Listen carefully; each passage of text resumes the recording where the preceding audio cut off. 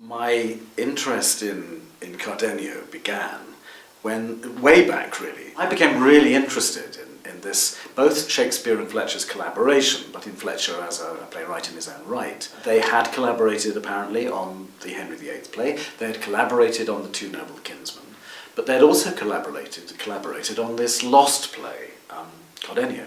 We found a copy of The Double Falsehood, which was an 18th century adaptation claiming to be based on Shakespeare's lost play, Cardenio. I acquired 2 copies. This is the closest I'm ever going to get to owning a Shakespeare quarto.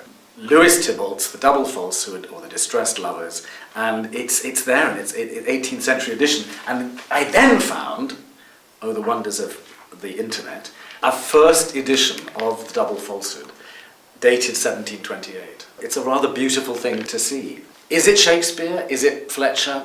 I think there is, as Stanley Wells said, Shakespeare DNA in it. But the play doesn't work. The Double Falsehood doesn't work because there are at least 3 missing scenes. We started ferreting around a bit more, and I realized it had been based on an episode in Don Quixote. In fact, I then managed to find it in a second-hand bookshop. Thomas Shelton's 1612 translation of Don Quixote, the first English translation of Don Quixote. Here was a text which was clearly the text that Shakespeare and Fletcher must have used in writing Cardenio in the first place. So I thought, well, if there are missing bits in the 18th century adaptation, maybe we can supply them with this. And the more I began to research it, the more I found other sources. Suddenly there was a Spanish play by Guillén de Castro. There's another source. There was then this French play, which was Les Folies de Cardenio by Pichou. All the scenes there. And then, lo and behold, a play by Guérin de Bouscal, who wrote for Molière's company.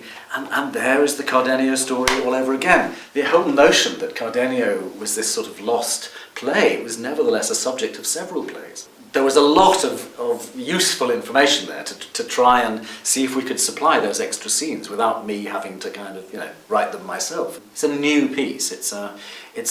We've called it a reimagining of the lost play, if you like. But it also has more script writers than a Hollywood blockbuster.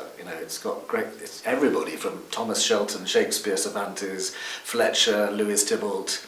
And here and there just a little bit of me trying to join up the dots, if you like. It is a genuine collaboration, I think, both with the actors that we have now and with the authors that have looked at this story and turned it into a play over the many years.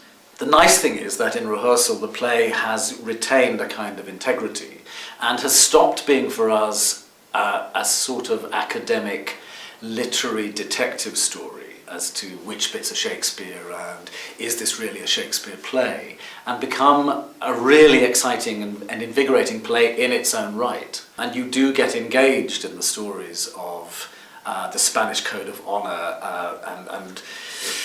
and also how the quartet of lovers negotiate their relationships. It was fascinating to hear the actors relate to the play as a consistent whole, but also notice how many Shakespearean resonances there were. The whole theme of the betrayal of friendship is a very interesting one. Dorothea is like Imogen in Cymbeline, and there are some dark, difficult bits that are reminiscent of Measure for Measure. The huge denouement of the last act is very reminiscent of Shakespeare plays, and I think at the end there is a sense of resolution that is familiar from late Shakespeare plays, a sense that everything finally turns out, albeit with dark complications, it turns out for the best.